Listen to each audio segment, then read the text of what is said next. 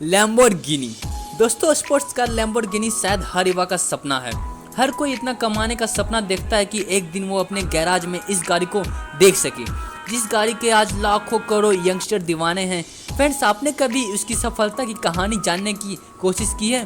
दोस्तों, इसकी success story अपने आप में ही बहुत ही हैरान करने वाली है। एक किसान का बेटा जो ट्रैक्टर बनाता था, उसने एक दिन ऐसी कार तैयार कर दी जिसे हासिल करना किसी सपने से कम नहीं है। और दोस्तों, हम इस कहानी को विस्तार से जानेंगे इस वीडियो में। तो नमस्कार दोस्तों, आपका स्वागत है हमारे फैक्ट बर्नर्स यूट्यूब चैनल पे। और मैं विवेक भारद्वाज हमेशा की तरह इस बार भी नई जानकारियाँ लेकर आया हूँ नए टॉपिक से। और आज का टॉपिक है लैम्बोर्गिनी। दोस्तों, लैम्बोर्गिनी की शुरुआत इटली के उद्यमी फारुस्सो लैम्बोर्गिनी ने की थी।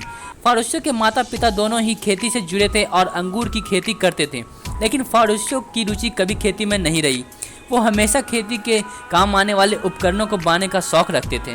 दोस्तों, सेकेंड वर्ल्ड वॉर के दौरान फारुस्सो रॉयल एयरफोर्स के साथ जुड़े और बतौर मैकेनिक वायुसेना के साथ रहे। फिर युद्ध खत्म होने के बाद फारुस्सो ने ट्रैक्टर्स बनाने का काम शुरू किया और देखते ही देखते उनकी ट्रैक्टर कंपनी जल्दी दुनिया की वो सबसे बड़ी कंपनी बन गई जो कृषि के लिए उपकरण तैयार करने का काम करती थी।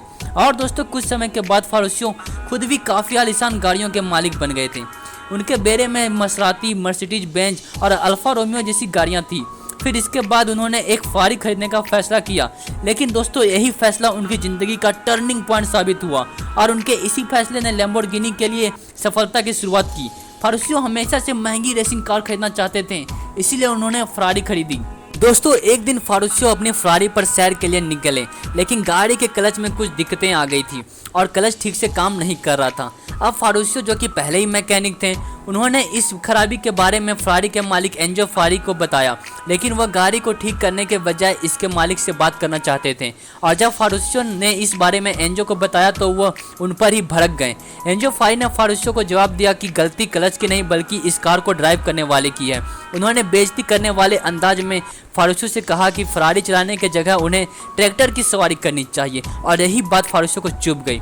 और फिर क्या था, उसी दिन उन्होंने तय कर लिया कि इस बेइज्जती का बदला एंजो फेरारी से लेकर ही रहेंगे।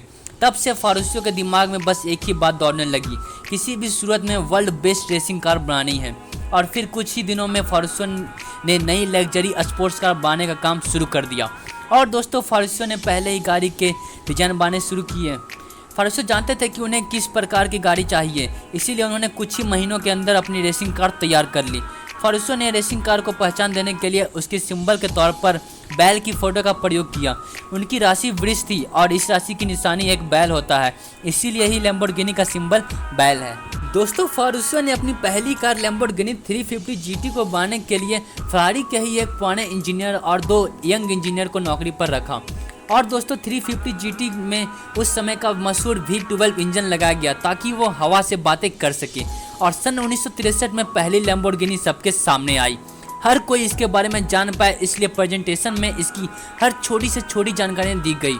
और सन 1964 की शुरुआत होते ही लैम्बोर्गिनी की कारों की बिक्री शुरू हो गई। दोस्तों, कहा जाता है कि जैसे ही लैम्बोर्गिनी की बिक्री शुरू हुई, लोगों के बीच इसे खरीदने की होड़ लग गई।